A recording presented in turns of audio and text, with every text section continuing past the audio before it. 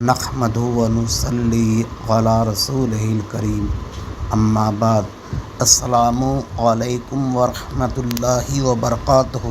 اگر آپ اس چینل کو سبسکرائب نہیں کیا ہے تو کر لیں۔ عطا اللہ بندیالوی جو وہابی فرقہ سے ہے، کہتا ہے کہ کسی کو غیر اسباب سے پکارنا اس کی عبادت ہے، لہٰذا جو یا رسول اللہ کہا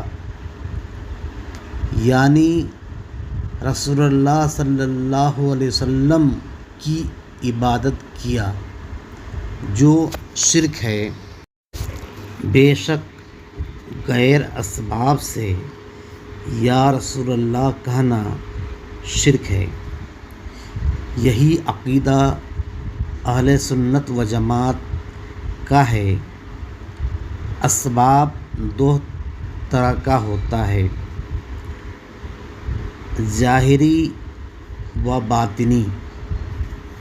جس سے عام انسان سنتا ہے وہ ظاہری اسباب ہے، باطنی وہ ہے جس کا تصور ہم نہیں کر سکتے، جس کو کرامت کہتے ہیں، جو اللہ کی طرف سے ہوتا ہے۔ جس اسباب سے آصف نے تخت بلقیس کو لائے تھے، کرامت اور فضل اللہ ایک ہی ہے۔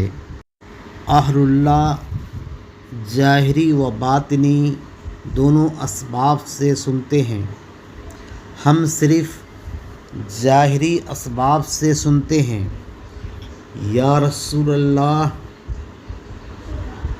کہنے کو عبادت کہنے والا وہابی، دیوبندی سب گمراہ ہے۔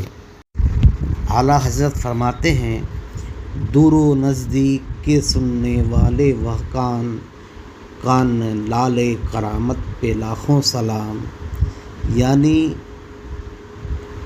رسول اکرم صلی اللہ علیہ وسلم جو سنتے ہیں وہ لال کرامت سے سنتے ہیں، اور لال کرامت اسباب ہے۔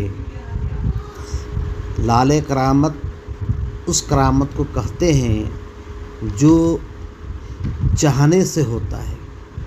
رسول اکرم صلی اللہ علیہ وسلم چاہتے ہیں اور اللہ ان کو سنا دیتا ہے، اور اللہ تبارک تعالیٰ جو سنتا ہے وہ کسی اسباب سے نہ سنتا ہے، کسی کرامت سے نہ سنتا ہے، بلکہ وہ خود سنتا ہے۔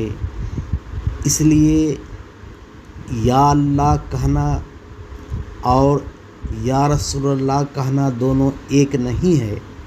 وآخر دعوانا الحمد للہ رب العالمین۔